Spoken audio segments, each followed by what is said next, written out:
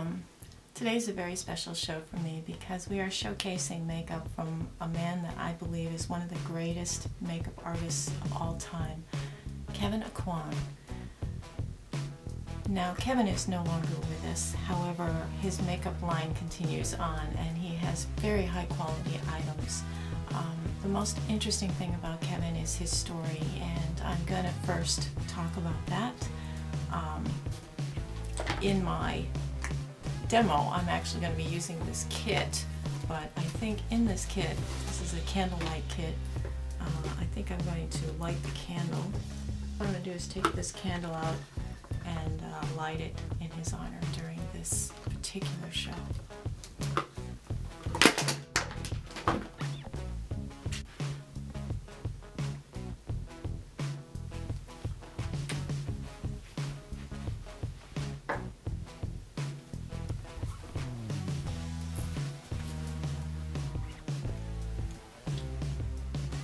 Now that that's done, let's go straight into the history of this very interesting, phenomenal person.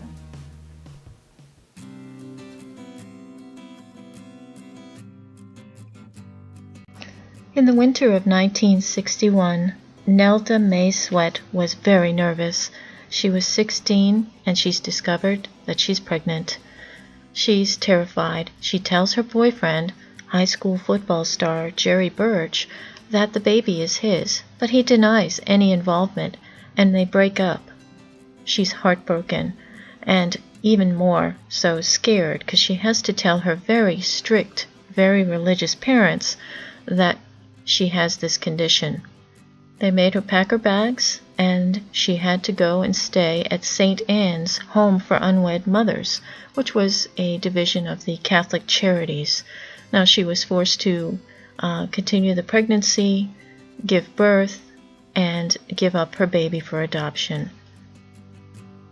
Across town, in another part of Louisiana, the Aucoins were childless. They had tried for 10 years to have children and were desperate, so they decided they would adopt, and they agreed to go to the Catholic Charities and adopt the new baby boy that was available. Now, Nelda had named him Scott Kevyn, so they decided to keep the Kevyn part, and they named him Kevyn James. Kevyn James was a happy child, an artistic child, and a gentle child. They adopted 3 more children, Keith, Carla, and little Kim. Now, Kevyn was a very unusual child. He had very artistic tastes. He liked rearranging the furniture at home and wore these green loafers on the first day of school. The kids teased him, and as the years went by, the teasing became harsher bullying. He got death threats, he had rocks thrown at him, he was punched, he was slapped, and he thought something was terribly wrong with him because he knew by the age of 6 that he was gay. His mother was very sympathetic to his artistic nature and encouraged him to be himself, but his father had other plans. He wanted a manly son, so he made him join the Boy Scouts, but he had separation anxiety when they went camping, and then he had him join the baseball team that he himself coached, along with his little brother, Keith.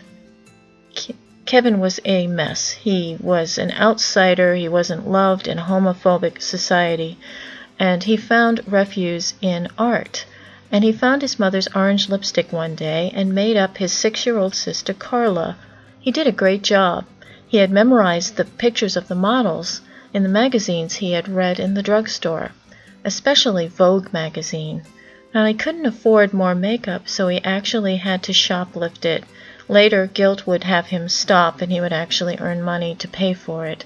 But until then, he shoplifted makeup and did makeovers on his sister and learned all kinds of different techniques using the magazines that he was reading. And his cooperative sister let him make her up however he wanted. He did her hair, he did the background, he did her wardrobe. It was very professional for an 11-year-old to do, and soon he had her younger sister Kim joining in on the makeup sessions. One day when he was in the public library, he ran across the book Designing Your Face by Way Bandy. He borrowed it indefinitely, and it actually was in his effects after he died. Way Bandy was a male makeup artist who was famous for his drag queen makeup and face structure changes using makeup. Now, Kevyn was an awkward kid, had big lips, and he had a strong lisp. He was an outsider and felt tormented, and the kids were brutal, absolutely brutal to him. He did a lot of drawing, and he was obsessed with Barbra Streisand and drew pictures of her from various films and from memory, and he also drew portraits of other stars. He loved creating faces, making faces. His brother Keith often joined in on the fights. He would help defend his brother against the bullies, but at home they had to deal with alcoholic parents. His father would drink and fight with Kevyn all the time about his gentle and effeminate nature. One day, some kids in a truck chased Kevyn through a field and almost ran over him. He lost all his school books and decided then that he would quit school. When he went into God shows, he had started to take some makeup, and he was caught by the security guard there. He was with a friend, and the security guard said, "Okay, upstairs or downtown?" And they thought it would be the lesser evil to go upstairs to the security office to fill out forms. They beat him up. He moved in with a young man that he met into a small apartment in Baton Rouge, and they ventured out at age 16 to their first gay nightclub. There were a lot of transvestites there and drag queens, and it was a lucky break for Kevyn. He wound up doing makeup for them. He learned so much about makeup techniques and face transformation using makeup that this was a life-changing moment for him. He knew that this is what he wanted to do for his life's work. He enrolled in beauty school, but they were mostly a hair salon, and he wound up teaching the class himself. His mother got him a job at the boutique where she was a seamstress, and Ashley Austin took him under her wing and brought him one weekend to a buying trip in New York City. He fell in love with the city and stayed a couple months with one of Ashley's friends, but soon moved back to Baton Rouge. He was so homesick. He had split up with his boyfriend by then and met a pre-med student named Jed Root, and Jed and he were boyfriends for 8 years. Jed sold his little red Volkswagen to Kevyn's parents, and they sped off to New York. They went to the Salvation Army for some clothes and got Jed a suit, and Jed pretended to be Kevyn's agent. He got him small jobs working for Backstage and porn magazines, and then a lucky break came. A young model named Paula Paraskova, and she introduced him to Stephen Meisel, who was a photographer for Vogue. Now, Jed Root acted like his agent, and he later actually became his agent for real, and got him lots of jobs on shoots for Vogue and other magazines. His big break came when he photographed and did the makeup for Meg Tilly. He got a job as a creative director for Revlon, and he wound up designing the new line called The Nudes for the Ultima 2 division of Revlon. His Vogue cover shoot for Cindy Crawford was the turning point in his career, and suddenly he was a makeup artist everybody wanted to have a session with. His charm and his ability to make anybody feel beautiful, no matter who they were and what imperfections they had, made him a very popular makeup artist. He was the joy of the makeup industry, loved by actresses like Christy Turlington and Julia Roberts, whom he made up to look in his Making Faces book as Julie Christie from Dr. Zhivago. He was also quite popular in the music industry and a favorite makeup artist of Courtney Love and Cher, who actually was a very close friend, one of his dearest.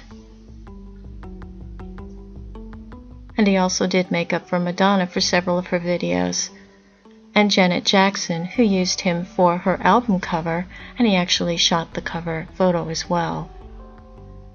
He was very famous for his before and afters and becoming more interested in changing faces, making new kinds of faces. At this time he met Eric Sakis. This would be a steady boyfriend and business partner for life. Eric and he decided to form a partnership of business after they had broken up romantically. And his younger sister, Carla, gave birth to Samantha as a young teenager. He would later adopt little Samantha and help raise her. Here's kind of a semi-creepy makeover he did of Christina Ricci. He was also a favorite of Winona Ryder, whom he made look like Elizabeth Taylor. And look at this transformation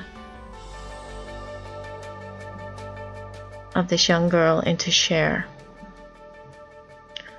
He was the makeup artist for the video Scream that Michael Jackson did with his sister Janet, and Michael begged him to be his makeup artist as well, but he refused to work on Michael. This is Gwyneth Paltrow portraying Faye Dunaway in Bonnie and Clyde. And this is Gwyneth Paltrow as James Dean. He also put his drag queen makeup skills to work on this man, making him look like a spitting image of Evangelista. And this is Martha Stewart, probably my favorite makeover. Mary Kay Blige. Now, Kevyn became popular and appeared on TV shows often, giving helpful tips on makeup. His makeup style was to make everybody look natural and not overprocessed. He was a favorite on runways. Isaac used him often in his fashion show runways, and New York Fashion Week often had him booked for months in advance. He released a book called The Art of Makeup, and this gave techniques and histories behind art and looking at makeup as an art form rather than as just makeup.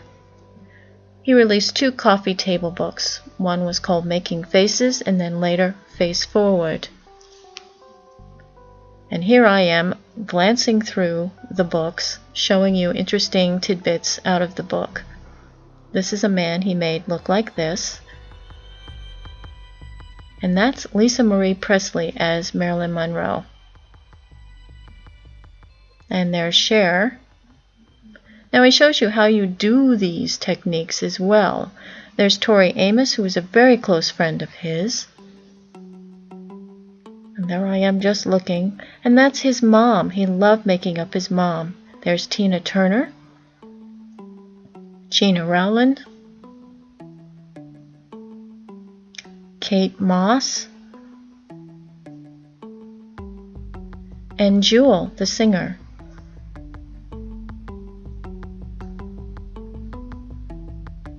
And there's Janet. He loved making up Janet. And there is Julia Roberts,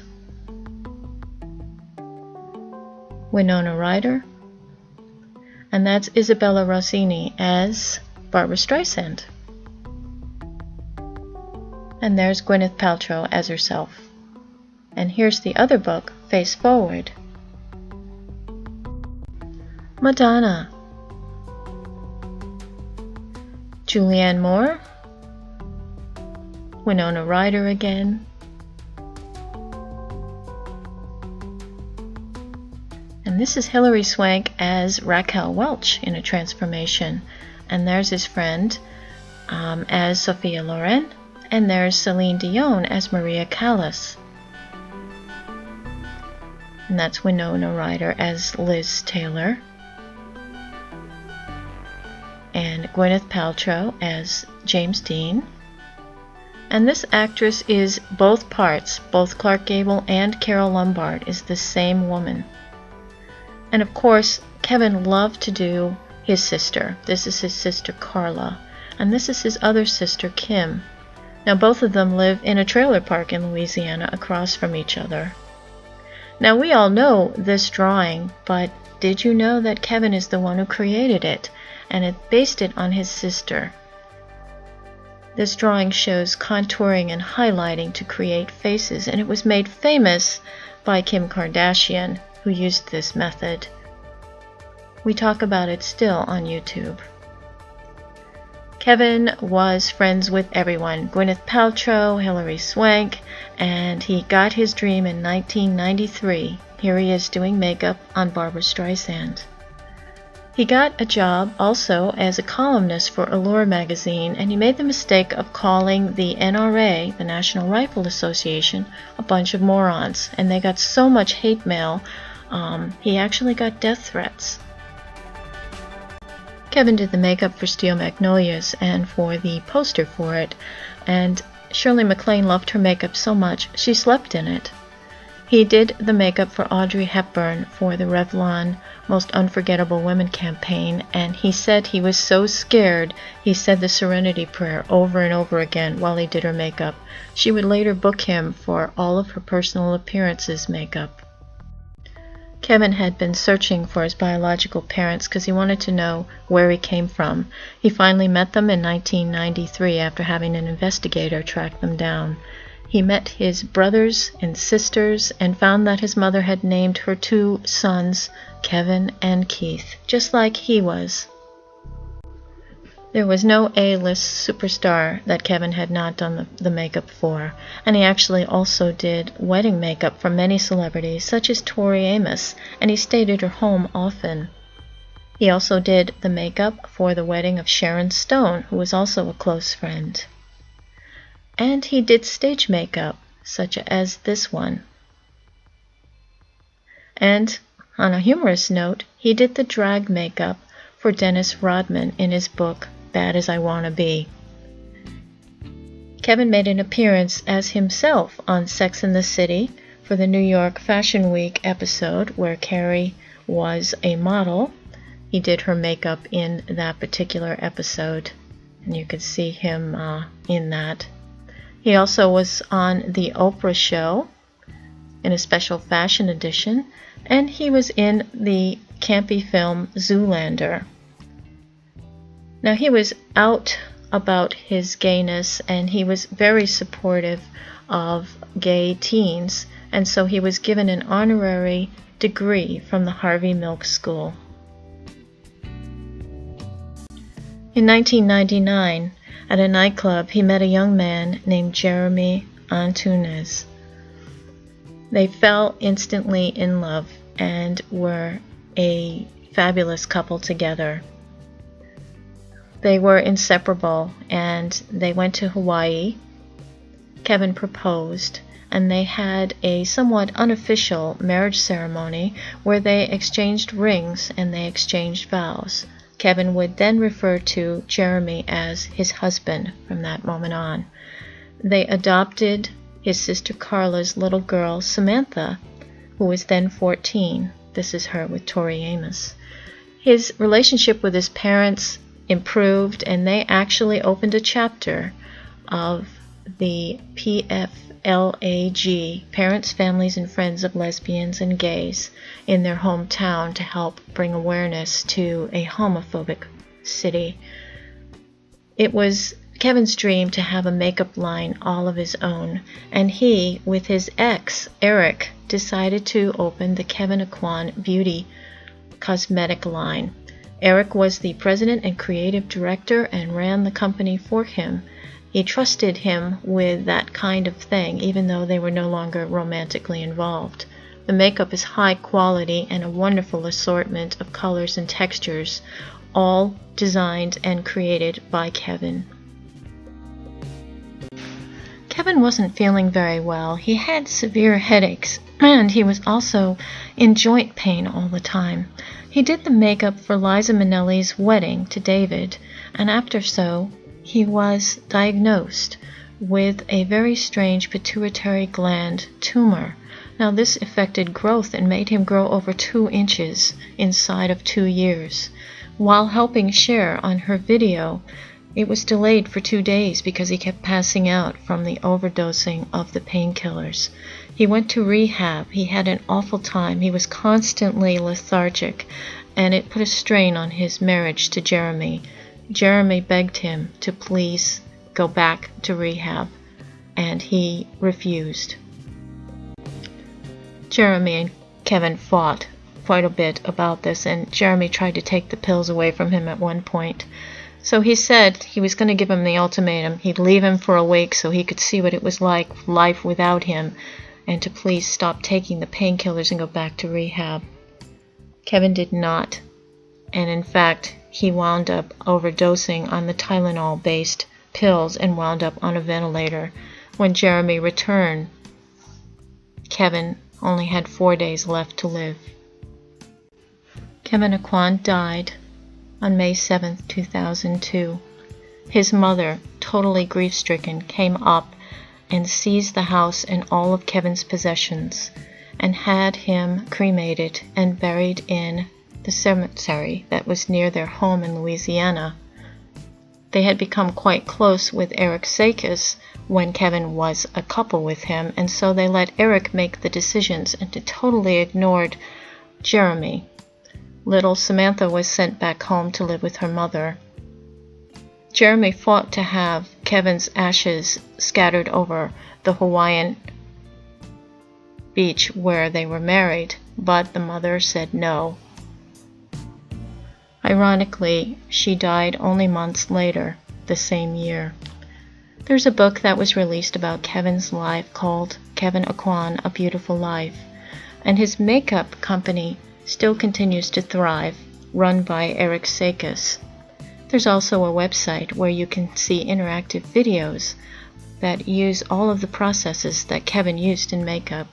His 2 sisters still live in the trailer park in Louisiana, and his brother Keith is a father of 5 and has a good job, also still in Louisiana.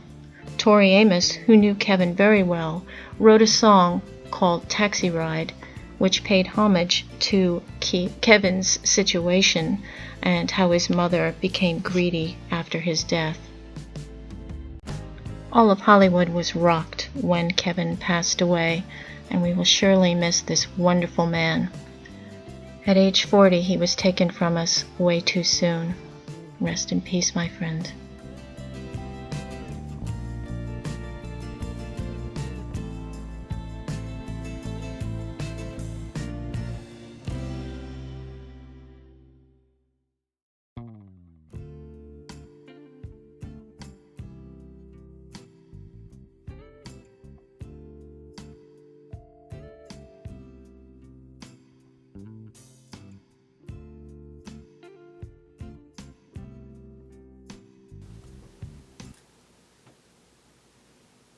It's kind of an amazing story, and any of you who know somebody who grew up during that era who is homosexual, you may find that they had all these similar struggles and things with not being recognized as a couple when you're married, and the strife you have to go through, and the teasing and the taunting and the lack of tolerance in the neighborhood. It's just so sad, but in the end he did have love in his life. He did have a full life. He was successful, and he was relatively happy until the sickness got to him. So anyway, let's start with a full face makeover. I'm going to come to you straight from the shower with a moisturized face, and we will start from the beginning and go all the way to the end till I get to here. Be back with you soon.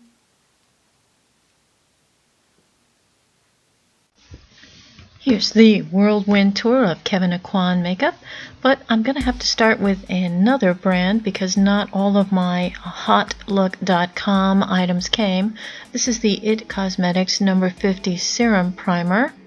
Figured I'd use another high-end primer.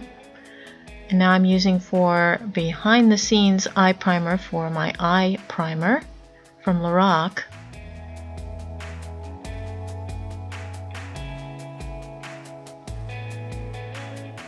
And for a concealer, I'm using the Rimmel Match Perfection Concealer in Light. Now, I had ordered all these Kevyn Aucoin items from Hot Look probably about a month ago, and they still haven't arrived, and I just couldn't keep putting this special off, so I'll let you know how they are when I get them.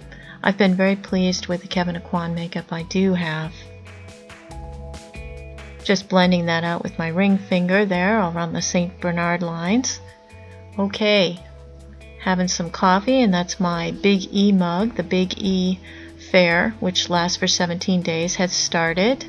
That's when the 5 New England states have a huge giant fair. I think it's the 6th largest in the states. Okay, Kevyn Aucoin Sensual Skin Tinted Balm Foundation in light. It's very hard to get out of the container. It's a tiny little slot that it comes out, but it's very silky and smooth and thick. But it's hard to get out of that container. I don't know if it's because they don't want you to use too much of it at once or what. So I'm putting this side on with my fingers because Kevyn Aucoin believed that you should put foundations, concealers on with your fingers or with a sponge. So I'm doing one half of my face with my fingers, and the other half I'll be doing with a Beauty Blender sponge.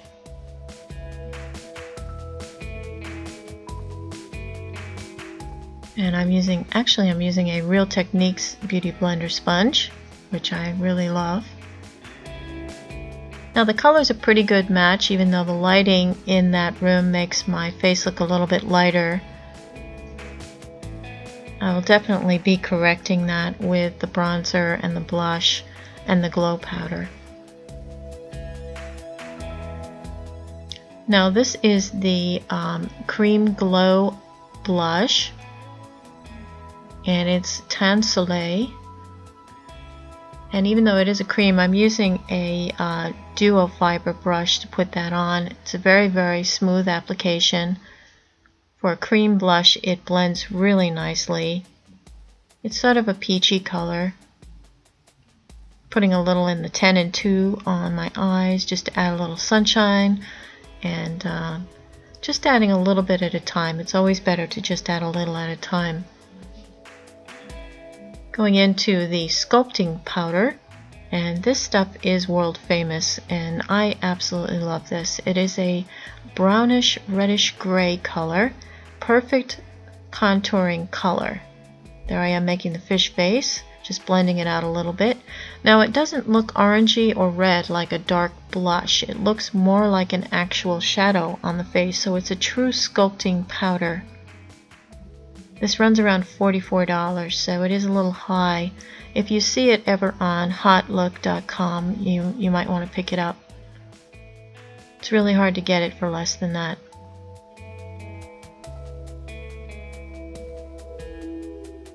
From the Candlelight kit, which it came out at the holidays, it had the candle in it and several other items. This is the glow powder, the celestial powder, and the color is Candlelight. This is very much like the Hourglass ambient powders. It's just a beautiful controlled glow to your skin. I'm going to use the little brush that came with it just to do a little bit of highlight on the cheeks, and then underneath on my nose, of course, third eye, and underneath the eyebrow, just a little touch.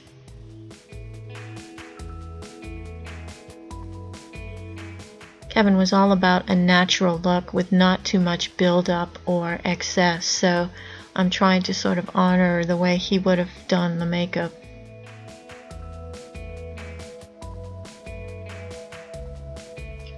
This is the Precision Brow Pencil, and it's in Warm Blonde, which actually is kind of a slightly reddish tone. There was a Ash Blonde as well, which I probably should have opted for.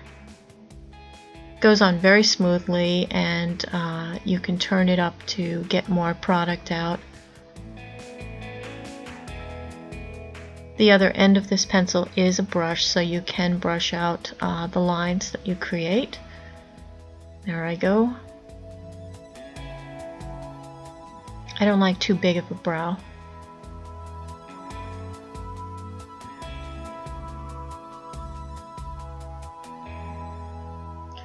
Now this is the eye palette that I got on hotlook.com. It was the spring eye palette, And I guess they change their essential eye palettes all the time.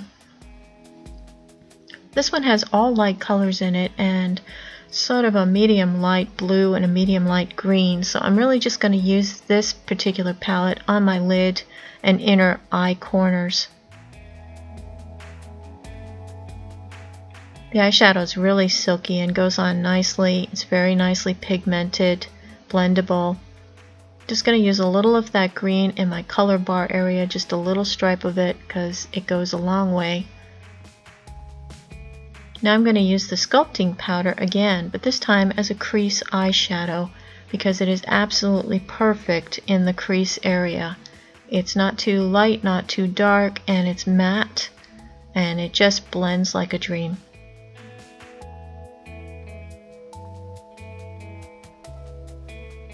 This is a standout item in the Kevyn Aucoin line. I think that this is probably my favorite product.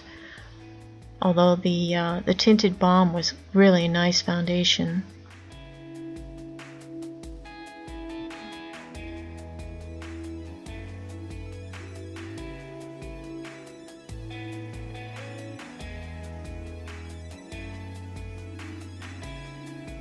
There I go, underneath my eyes a little bit with some of that shadow, and lining the upper lid a little bit too.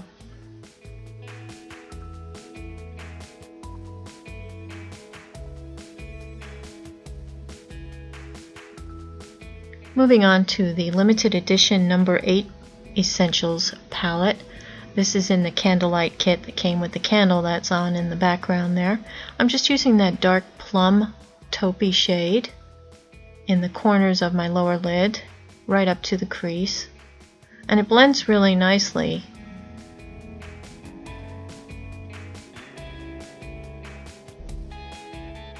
It's not too much, but it's still really pretty. And I'm using just a little bit of one of the other lighter shades to transition that crease color up.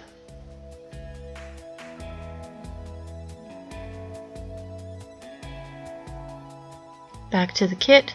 Now this white pencil is called the Prima Teeth, and this is white, and I'm using it on my waterline. I don't often use a pencil in my waterline, but this was in the package and it was soft enough that you can use it there.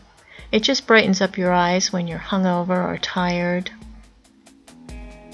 I always wipe off a pencil after I've used it in the waterline because you don't want eye yuck in there. Now this is the Precision Liquid Liner in black. Now the brush on this is a little bit soft and it did not go over very easily all my little wrinkles. I have very wrinkly lids, and so I couldn't get a nice straight line. It was a little sloppy. So I was a little disappointed in this liner. And it's black, which I don't really like black liners, but it came in the kit, so I thought that it was a great way to try it out. Just doing a little bit underneath my eye, just to the halfway point, no closer to the inside of my face. I like to keep the inside free of black liner.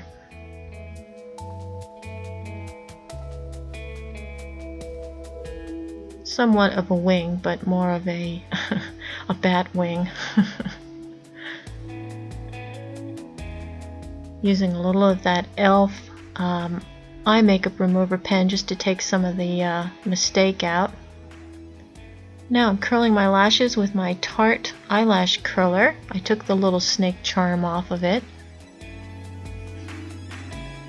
And this is the mascara. It's really nice. This is the Volume Mascara from Kevyn Aucoin. And it's a tiny little thin wand, but it's very controllable, and you can actually tightline almost with this. And by that I mean you put it way up close to your lid, where your lid and your lash line meet, and you can actually make slight indentation with it, and it looks like you've got extra lashes. You can also push it down a little on your lower lid to look like lashes. And now I'm just kind of coloring in the real lashes and going on with the second coat on the upper lashes. It makes big old honkin' lashes too, and I really like it a lot. They last all day, and it's a nice volume to it. And it's a very controllable, manageable wand. I'm not sure on the pricing of this because I bought mine on hotlook.com and I think I paid $8 for it, but I think it's around $25 or more.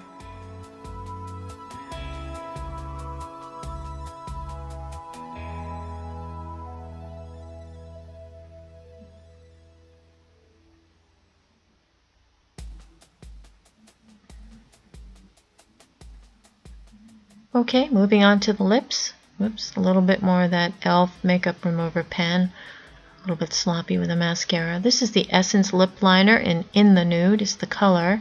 It's one of my favorite lip liners and it's probably the most inexpensive in the makeup industry. This is Kevyn Aucoin's matte lip color and the color shade is called For Keeps. It's a really pretty light peachy coral.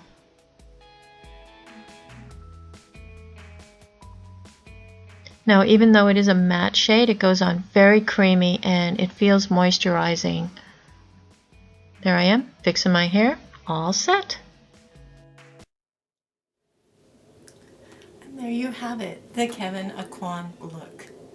I really enjoyed this makeup so much, and I'm especially impressed with this contour powder because it's such a high-end line.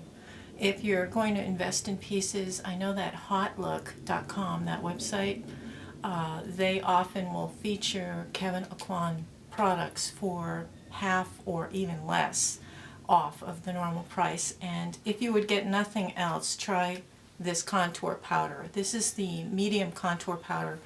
It is so useful. It's such a multitasker. And it's the perfect contour. It's absolutely wonderful. It lasts all day. It goes on silky creamy. It's matte. It gives more of a shadowing contour effect rather than a dark blush look. And I like that. I think that it's more natural and it's more in line with his philosophy that you shouldn't look overdone and overprocessed. You should just look like you spent a few minutes in front of the makeup mirror and not excessive. And it was such a groundbreaking concept back in the 1980s when he was first very popular, because the 80s makeup, as you know, was really huge and gothy and day glow and everything else. And here he was with this natural look, and it just, he was just so ahead of his time. Anyway, the other standout for me was this glow powder. It's beautiful, it's creamy. These kinds of things don't translate on camera very well, but in real life, it really adds something to your complexion. It's a controlled glow. You know, you can sweat after a workout or after being outside and have a certain shiny look, but then you can have a controlled glow, and it just makes you look healthy, it makes you look vibrant.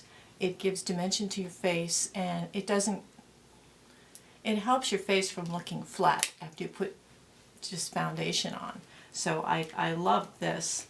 The disappointments, I didn't care for the eyeliner at all. It was very difficult to use. It was messy. The only thing is it does last all day, but I didn't like the wand. It's hard to maneuver it over my wrinkly skin. And so it didn't make a straight line for me, and a lot of liners are a little bit harder, IBS or something, and they just go over the bad lid a little easier. Also disappointing was this white pencil. I understand the concept of the white pencil, and that you can use it like just under the brow, or you can use it here, make a little V inside your inner corner, or you can use it on your inner waterline, which is what I used it for. But it actually does not blend out very well. It looks too crayon-y. So even using the other end to blend it, it doesn't look smooth. And it's like a cheap white pencil. I think that there's better ones that you can get for $1 in the dollar store. So I think that was kind of my biggest disappointment. I'm also confused as to why there are so many light colors in the compacts and not enough medium and dark colors. And there's one dark color, And look, this palette has all light colors, and it really, you can use them on the lid and as a highlighter, but you can't really shape an eye with this. You can't do an eye look with this. It made no sense to me, and it's probably why it was on Hot Look for, I think it was $10 or something, and it's normally $58. Now this one came in the candle set, and I can use this purple, this really nice plummy color here, but even that's not particularly dark, and it's disappointing as a collection. I just think that there should be more of a variety, and I think in their #1 palette right now, I think it's an espresso palette, and that is in fact, it has some dark colors and light colors, but that's not what I got in the kit, and it's not what I got for $10 off of Hot Look. So the blush is really nice. It lasts a long time. It is a cream blush though, so again, I find like on this side I have some blotchy skin, and it may kind of accentuate that more so than a powder, but it blends out nicely. It looks great. It lasts all day. The foundation is silky like a dream. Goes on beautifully, stays all day. It looks very natural, and that's wonderful. The mascara is really nice, makes big honking lashes, does not leave dings on your lids even after a hot, humid day. It's expensive. The lipstick is beautiful and creamy. It's a little matte, and I would probably put a little bit of a gloss or some kind of a shine in the center of my lips afterwards. But this is a really nice natural neutral shade. So all in all, wonderful makeup from a wonderful man, and I hope you've enjoyed this special on Kevyn Aucoin. I've certainly enjoyed bringing this to you. A few pieces did not arrive yet from Hot Look, of course, so I had to kind of improvise with my own concealer and my own eye primer and regular primer. And lip pencil. Those things actually did not arrive yet from Hot Look, so I'm disappointed. When they do arrive, I'll let you know how they are. Kevyn Aucoin is such an inspiration, and I absolutely love this man. I think I would have loved to have met him. I would have loved to see what he could have created over time, but he created all of these formulas and the design of the packaging, everything, before his death, and it was his crowning achievement. He really was proud of this makeup line, and unfortunately was only able to see the first year of it before he was killed. Anyway, so that does it for my Kevyn Aucoin special, and I hope everybody has a wonderful week and a beautiful day. Take care. Toodles.